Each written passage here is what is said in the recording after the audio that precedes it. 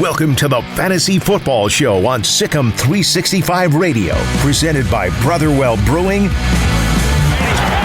Gronkowski back again. Here's Paul Catalina, Steve May, and Grayson Grundhaver.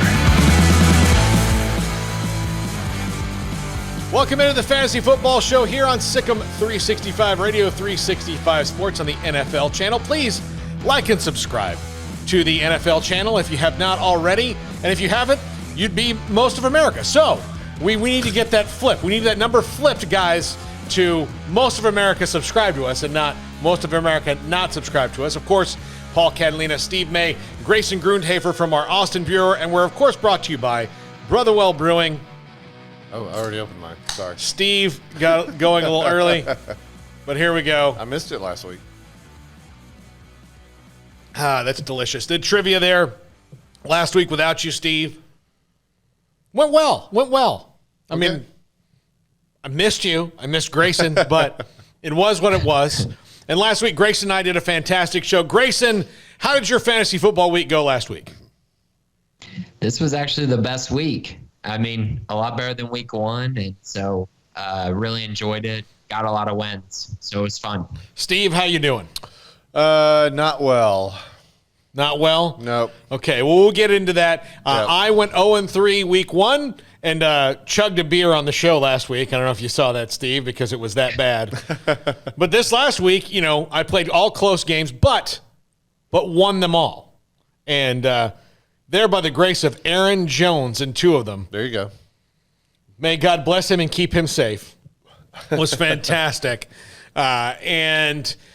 So early on in the show today, I kind of wanted to go through early season kind of surprises and disappointments for you guys. Steve, your early season disappointments. Well, mine's easy. It's, when we got done with our drafts and we're getting ready for that week one, I talked about this year, for some reason, it just worked out in a lot of my drafts that I ended up with Ezekiel Elliott. I think I got him in 5 of the 9 leagues I'm in. So if you got him, you got him in the first round. Mm-hmm. So when I got him in each instance before I drafted him, there was some hesitation there. Do I want to do this? You know, and I went ahead and pulled the trigger in every case. And so far, huge disappointment. He did score a touchdown this last week, but Tony Pollard actually had more rushing yards. And the way it's looking now, that's the way it's going to be. Zeke may throw in a big game here and there, but it is not looking like they are intending for him to be the big workhorse this year. I actually think it's a different thing. I think they want him to be. I think with Kellen Moore's offense, the opponent's going to dictate what they do. And that was not always the case with the Cowboys. When Zeke was drafted to have 25 to 30 carries a game, no matter what. That was Jason Garrett's intent. Well, Jason Garrett is gone now, and they didn't run Zeke in the first week, and they didn't play Tony Pollard in the first week all that much. Because why? They had a defense that doesn't give up a lot against the run. They're going to have to throw 50 times to even get close in that game, and it damn near worked. Now, the second week comes along. Los Angeles Chargers back off the line. They play that deeper Tampa 2 kind of a thing. And they dare you to run. Zeke was not ineffective. It's just Tony Pollard was so effective in all the stuff that they gave him to do that it kind of diminished Zeke's role a little bit. Yeah, and that's on that first drive, the Cowboys established that they were going to dominate. Terrence Steele, for God's sakes, had a great game against Bosa. So I kind of agree with you, but, you know. It still hurts him long-term because you don't know. As soon as they saw they could run, I thought, oh, man, this is going to be a 20, 25 carry game for Zeke, and it wasn't even close. He did score a touchdown, though. He did score a touchdown. Another one I throw out there, someone I got on a lot of teams is Robert Woods with the Rams. So far, Stafford is really liking throwing to Cooper Kupp. And I think Woods through the first 2 games has 13 targets which is a lot less than I thought he would at this point. Robert Woods is someone I vowed to never draft again because his talent versus his production, for whatever reason, the quarterbacks don't find him as much, and Cooper Kupp just kind of vultures everything there. Grayson, who has disappointed you so far? Yeah, I'm actually really happy that I don't have a lot of shares of Zeke this year. I was big Aaron Jones guy, so I was taking him ahead of Zeke everywhere, so I got kind of lucky there. But I have to start with the 49ers backfield. I mean, what in the world? First of all, I thought Trey Sermon was going to be a absolute steal, who was going to come on late in the year and be a really big kind of game changer for your team. And I thought Raheem Mostert was going to start off really strong. Obviously, Mostert gets hurt. Sermon is nowhere to be found. Dude is inactive. And Elijah Mitchell is the guy. So that's definitely the first disappointment of the year. I mean, it is just baffling what's happening there. I mean, you could throw Brandon Naiokin in there too. Yeah. It's just the 49ers in general.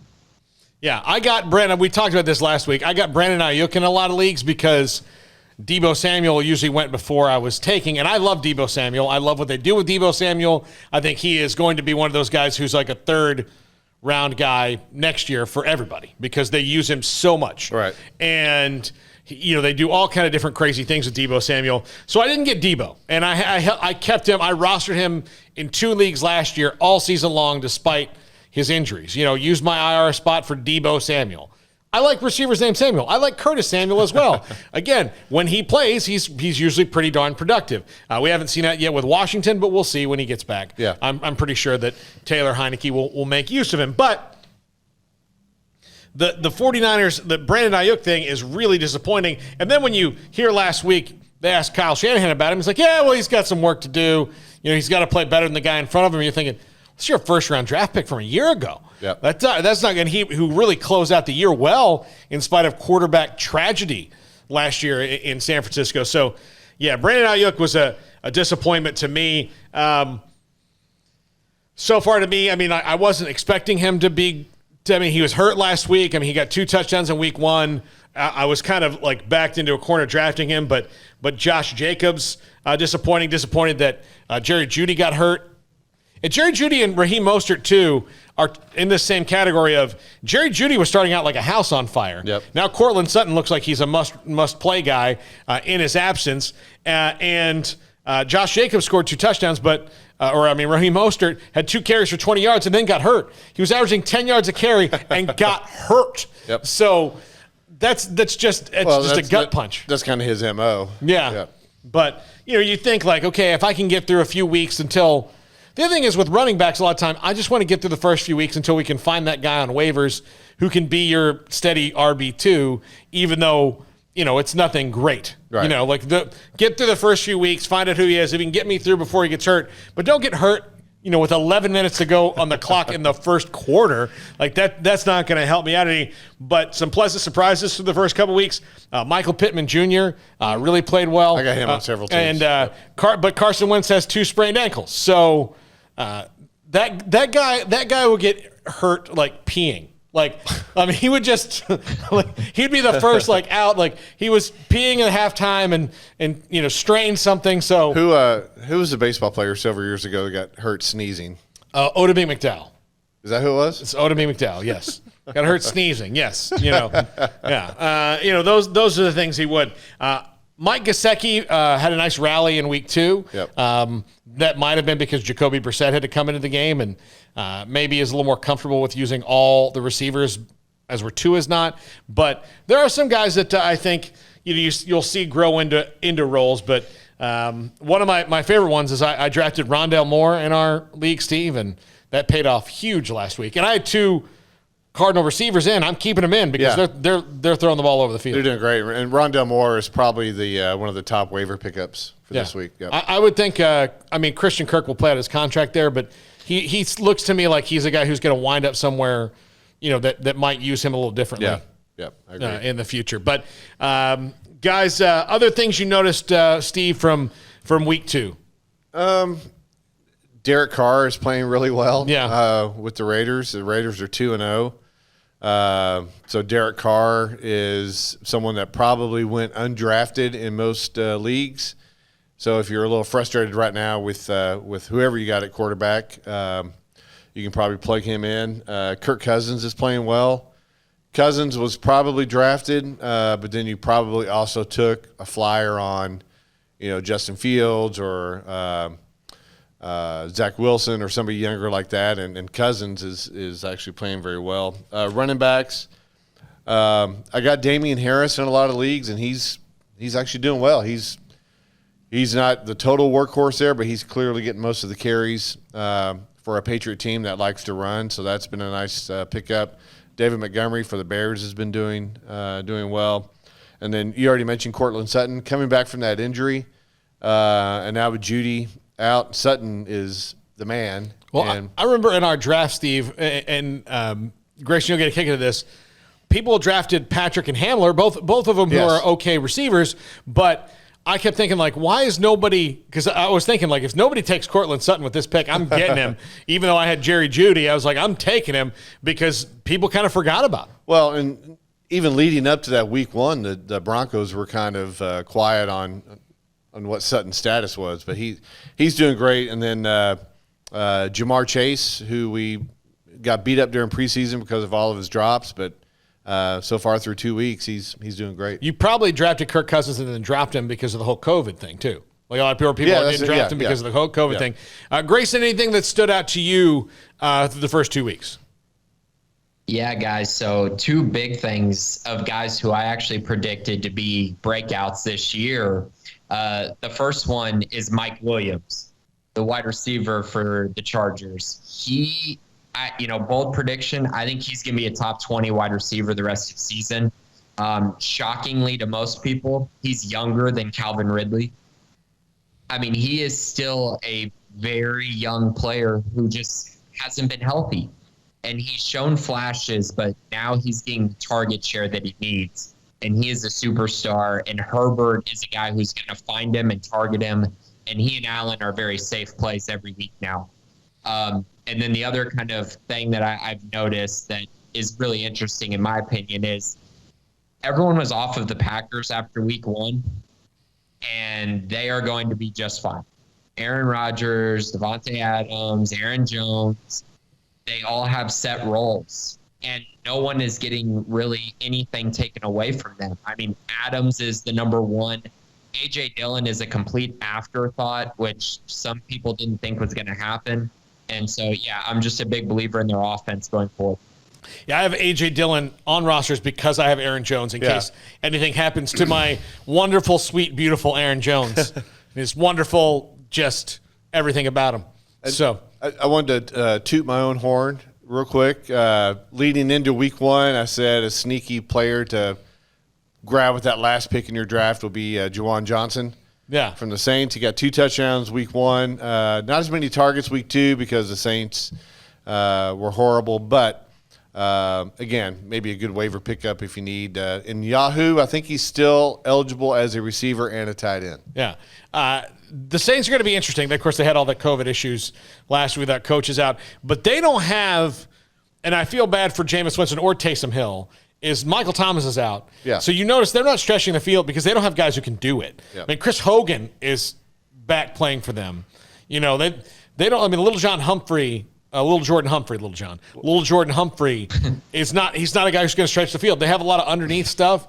Jameis Winston can get the ball there if you want to throw it deep, but they don't have anybody to throw it deep to. Well, and Callaway was someone that was really hot in a lot of drafts, and so far he hasn't done much. I've used him the last 2 weeks in DFS, and that's really been a backfire. Yeah.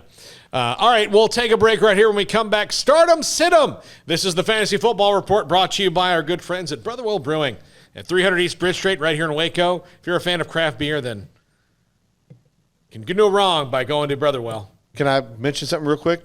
Brotherwell is hosting an event on October 2nd for the Susan B. Komen Foundation. It's going to be at Brotherwell October 2nd from 12 to 9. So it's nice to see them get involved with a great cause. Yeah. Great guys. And by the way, right now they have their Fest beer out, the Oktoberfest stuff. And man, is it good.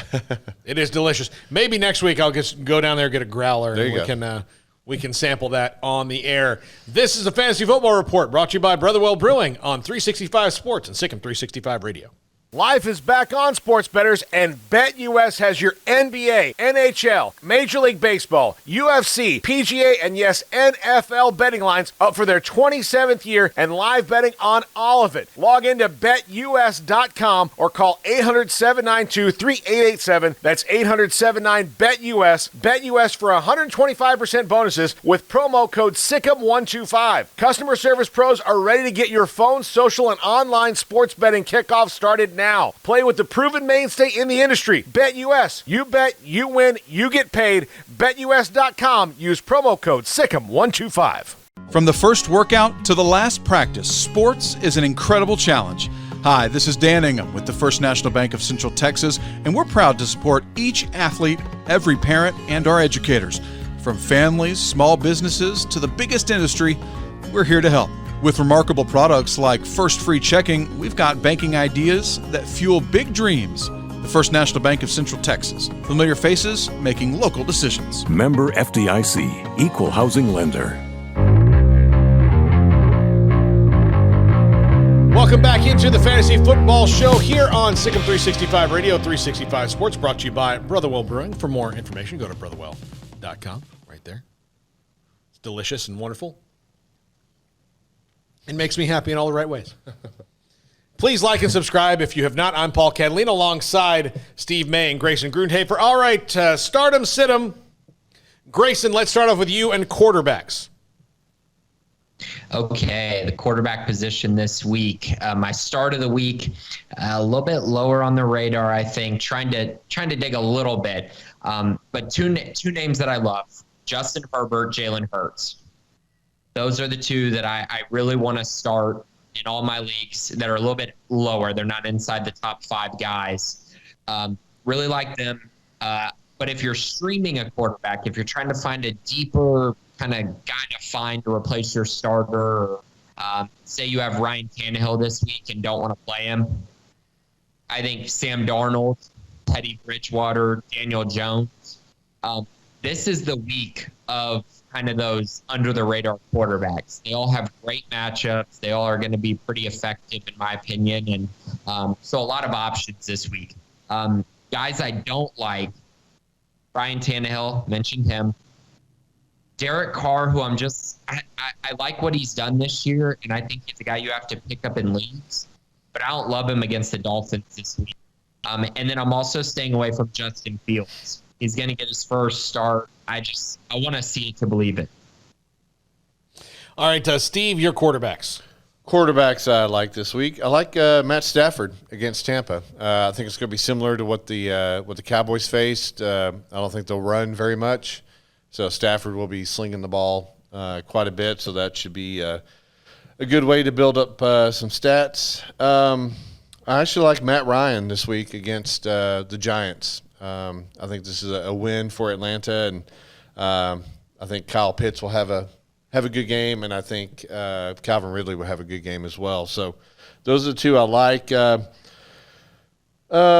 I don't like, I don't really like Baker Mayfield this week. He's banged up. Mm-hmm. Their receivers are banged up. Landry's definitely out. No word yet on Beckham if he's going to play. So I think that could be a heavy run game for the Browns, even more so than usual. And then I'm actually kind of down on Russell Wilson this week against Minnesota. I just think that might be a tough matchup for him there. All right, Steve, let's start with you and the running backs. Running backs that I like this week. I like where'd he go? I like Joe Mixon against Pittsburgh. I think that's a good matchup there. And actually, conversely, I actually kind of like Najee Harris on the other side with the Bengals and Steelers there. Other than the usual suspects, like we said. Zeke, I have lifted down. You're going to play him just because, like I said, you spent a first-round draft pick on him, so you're going to have him in your starting lineup. But I'm not expecting too much against Philadelphia. Another disappointment for me has been Antonio Gibson. He was drafted most leagues by early second round. I was very high on him. I tried to get him in a lot of leagues, and so far that's not panning out. They have Fitzpatrick out. Heineke's going to be the quarterback, so just a lot of uncertainty there with the football team. All right, Grayson, your running backs. Yeah, so two names who have started off the season kind of shaky, but I think they get back on track this week. So first, Jonathan Taylor. They're going to have to run him into the ground this week, especially if Carson Wentz can't play. Even if Wentz is 50%, they're going to have to hand the ball off, and the Titans have a terrible defense. So I think Jonathan Taylor has a get-right week this week. The other one who I just think is going to have a massive game is Saquon Barkley against the Atlanta Falcons. I think he's going to ramp up the touches even more from a week ago. He's looking really good. So I think he's going to turn that corner a little bit this week. But kind of lower down the radar, a guy that I love, Tyson Williams of the Baltimore Ravens versus the Detroit Lions. Everyone's having fun playing the Lions so far this year. I think Tyson Williams is going to have a really nice start this week. As far as sits go, I'm so nervous about Mike Davis the rest of the season. I think Cordero Patterson is finding his role in that offense. And then I'm also nervous about Darrell Henderson or Sony Michel versus the Tampa Bay Buccaneers. I'm not playing either of them. Henderson might not play this week, so just be on the lookout for that. But don't play those guys. They're going to rely on Stafford. All right, Steve, let's go to – well, actually, no. This would be Grayson's turn on wide receivers. Oh, okay. All right. So the wide receiver position, I'm absolutely opposite of Steve this week. I think Tyler Lockett and DK Metcalf are going to go off this week against the Minnesota Vikings. I think Russell Wilson's going to have a monster game. We'll see what happens, but I think DK gets right this week. As far as guys a little bit deeper that I like, for some reason, Mike Williams is still not getting ranked properly or getting the love, but he's playing Kansas City this week, and Kansas City just lost, and so the Chargers are going to have to score some points in that game. And I think Mike Williams is surefire going to be a top 20 guy this week. So I really like him. I also think Robert Woods is going to have a better game this week. I think he's going to rebound. Cooper Kupp's been the guy, but I think Tampa Bay is going to leave a lot of opportunities open for Robert Woods to have a big week. So I think he's going to have a good week. Also, kind of a sneaky play. Juju has not had a great season so far, but Deontay Johnson may not play. If he doesn't play, Juju will be the target hog for that team. As far as sets go, I feel bad about this, but Brandon Cooks, I'm not playing him this week with Bills at the quarterback position. So he's one that I'm really down on. And also Tyler Boyd. I think he comes back down to earth this week against the Pittsburgh Steelers. All right, Steve, your wide receivers. Ones that I like this week, I think Calvin Ridley's going to have a great game for Atlanta to go hand in hand with Matt Ryan. A.J. Brown with Tennessee has been a little bit of a disappointment. I think he bounces back this week. With Tampa, Antonio Brown is going to be out due to COVID, at least as of right now. So I think that helps Chris Godwin and Mike Evans actually there. So keep an eye out on those guys. Some deeper players down the list. I do like Devante Smith against Dallas. Unfortunately, I think that could be a good matchup for him. And where'd he go? You already mentioned him, Michael Pittman.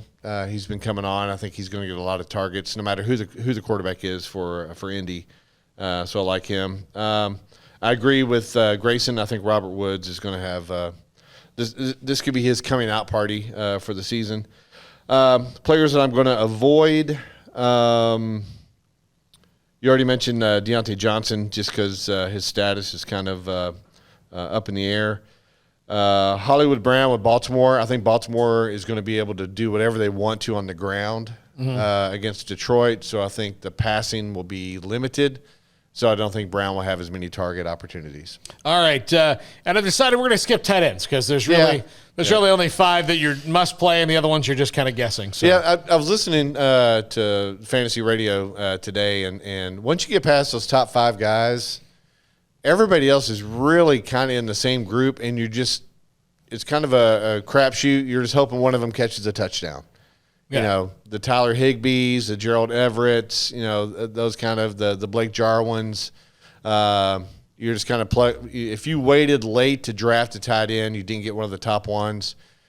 It's just kind of guessing. There's really no rhyme or reason to tight end. It's Kelsey, Waller, T.J. Hawkinson, Noah Fant probably now. Yeah, and Andrews. And Mark Andrews. Maybe Robert Tonyan, but even him.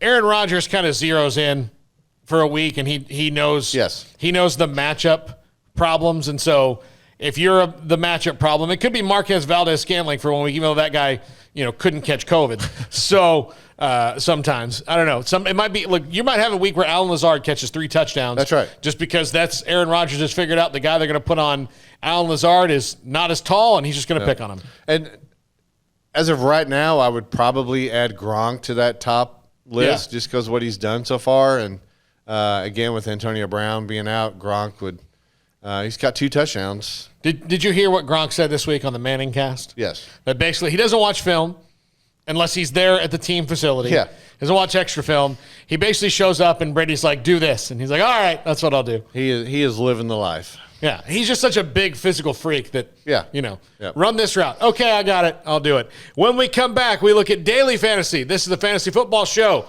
on Sikkim 365 and 365 Sports, brought to you by Brotherwell Brewing. Life is back on, sports bettors, and BetUS has your NBA, NHL, Major League Baseball, UFC, PGA, and yes, NFL betting lines up for their 27th year and live betting on all of it. Log into BetUS.com or call 800-792-3887. That's 800-79-BETUS. BetUS for 125% bonuses with promo code SICK'EM125. Customer service pros are ready to get your phone, social, and online sports betting kickoff started now. Play with the proven mainstay in the industry. BetUS. You bet, you win, you get paid. BetUS.com. Use promo code SICK'EM125. From the first workout to the last practice, sports is an incredible challenge.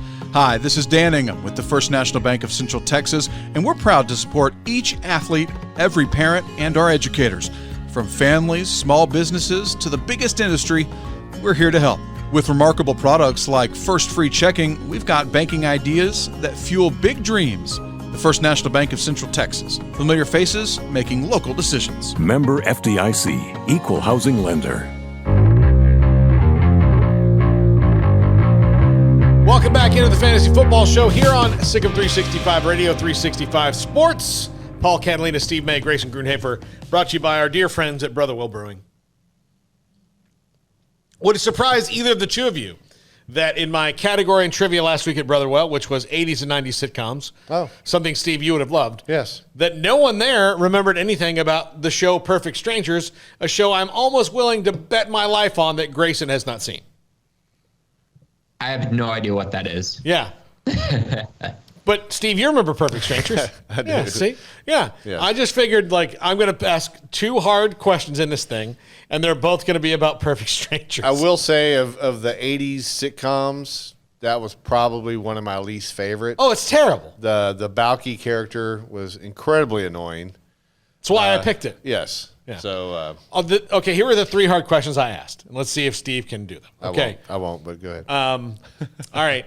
One of them was Balky's catchphrase, which was "Let us do the dance of joy," but it was a matching catchphrases with characters. I'd forgotten that. Yeah. I only remembered that when I went and looked up because I was going to ask something about.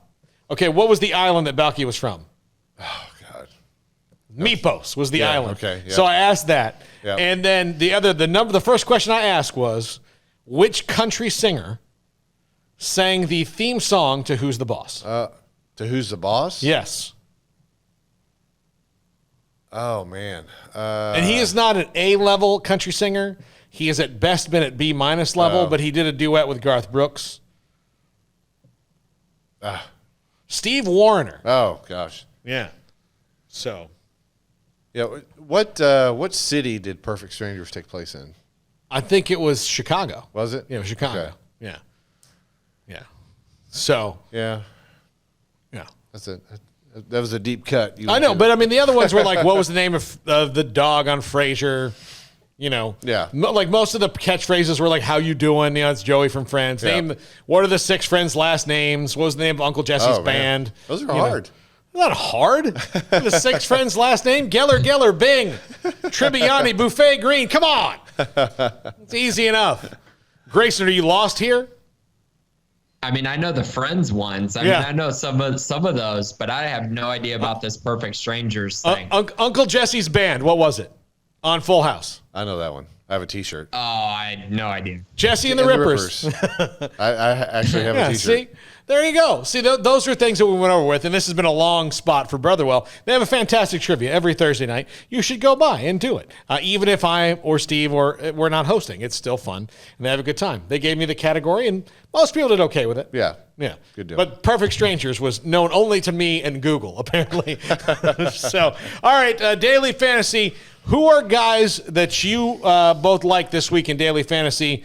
Good, cost-effective players. Steve first. Based on my performance the first 2 weeks, I'm probably the last person that should give. Although in our little league we're going, none of the 3 of us have won any money yet. Our buddy Jarrett Reddick from Bowling for Soup has cashed out 2 weeks in a row. And then the other 2 people are actually relatives of mine that are in there that have also won money. But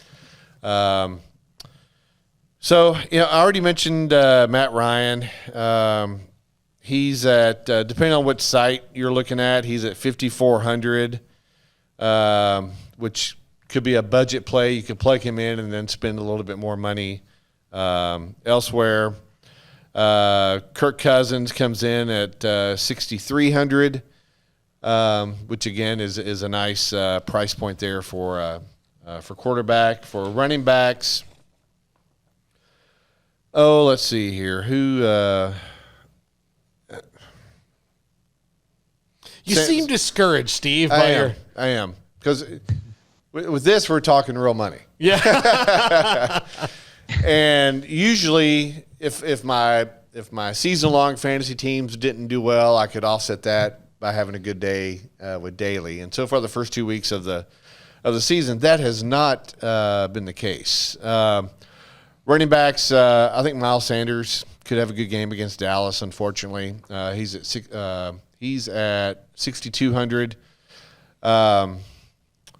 Where'd he go here? Clyde Edwards-Helaire is coming in at only 4,800. They're playing the Chargers, so I think that could be a nice budget play there as well. All right, Grayson, who you got? Yeah, I guess at quarterback, I like Teddy Bridgewater for 5,800. I think that's a good cost-effective route to go. I think Tyson Williams, 5,800 at the running back position, another guy I like. I also think James Conner may fall into the end zone this week, and he's 5,000. So why do you? I'm curious. Why do you think Tyson Williams is more than Edwards-Helaire? Yeah, that's interesting. I actually have Edwards-Helaire written down as well because he's at 4,800. Yeah. But I think Tyson beat the matchup. I mean, like, Detroit is just horrible. I just think they're going to be able to run the football with them. Yeah. At wide receiver, just a few names to kind of keep an eye on. Jamar Chase at 5,400. That's really, really nice saving money there. Marvin Jones for Jacksonville against Arizona. He's 4,900. So I think those are mainly the guys that I'm looking at. Obviously, I like Russell Wilson. I like Tyler Lockett and DK as a stack, but those guys are a little more cost effective. All right, let's go to our showdown matchup for this week. This is going to be kind of a tough one to do, guys, because there are a lot of high-value guys, and then there's a lot of people who are not going to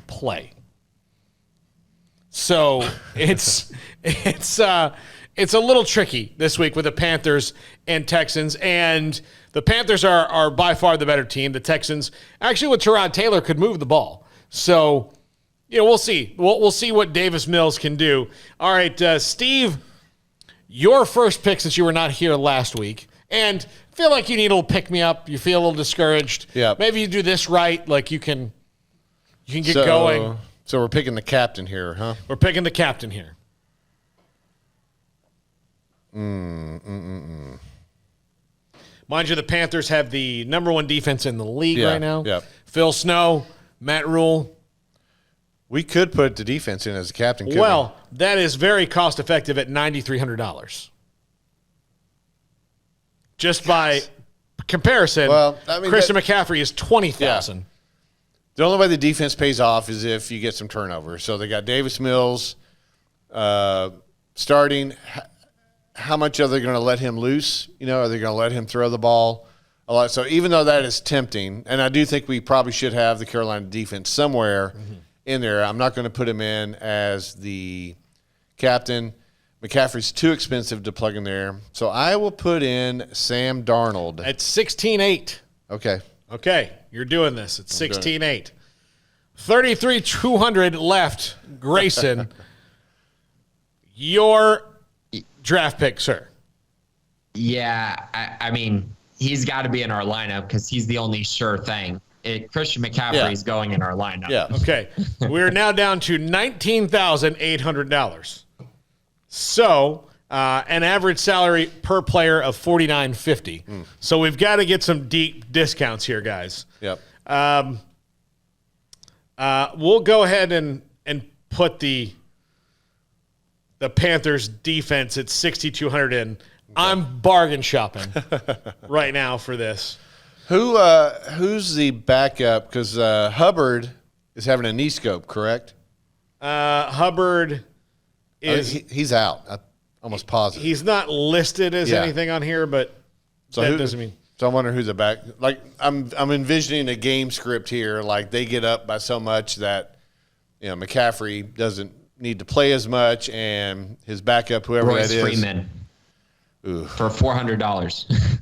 Oh, is that his price? Yeah. Oh my gosh. Well, it's your turn anyway. Because we do snakes, so you're okay. up, Paul. Yeah, it is my turn. Okay. So since we only have $13,600 left on this, and we're gonna have to, because I want sure things here. I'm gonna go with Robbie Anderson. Okay. At $7,800, and that means we have $5,800 left, and that really limits what we can do. So we're talking kickers here and maybe Royce Freeman. So Grayson's up. Back to you. I'm gonna go with the upside play here for $4,000. Terrace Marshall Jr. Okay. That leaves us with $1,800, Stephen May. Freeman, baby. Yeah. So who are my options? Conley at $1,600. Miller at $1,000. Andre Roberts at $600. Royce Freeman at $400. I mean, it's got to be Freeman. It's got to be Freeman? Yeah. You don't want to roll the dice on Chris Conley? Curtis Conley? What is it, Chris Conley? No. No? Okay. Royce Freeman might give us a 0. But here's the thing. If we get a 1, the part of the reason this is not really that bad of an idea is we've drafted people effectively at cost-wise that gave us 1 point. Yeah. So, again, Freeman is going to play. Yeah. He's going to get on the field at some point, if we're certain that he is the backup. Is he hurt? Is he really hurt? Who? Hubbard? Chuba, yeah. I could swear today I heard that he's having a knee scope. Let me see. Because he wasn't on your list, was he? He's on the list. He's there. Yeah. So, there's nothing. Hold on. There's nothing about him anywhere. This is a big decision. Hold on. He's at $3,200, so we couldn't afford him anyway. Wait, who? Chuba. Oh, yeah. Yeah, but I don't think we should take him if he's not hurt. I can't find anywhere where he's injured. Yeah, and now I lost our. Well, maybe I imagine that. Hold on. We're gonna have to start this whole thing over again when I do it. So I have it typed out too. okay, yeah, you're gonna have to read it out to me because when I clicked on his news thing, Okay. it took me off the thing, and it tells we have 8, but I can't see what it was. Hold on, I'm gonna clear the board here. Click on We his have name. 1,800 left. Click on his name. Click on Hubbard's name and see what it says. Yeah, just nothing. It's just like they had There's nothing there. 8 carries. All right, maybe I didn't hear that properly.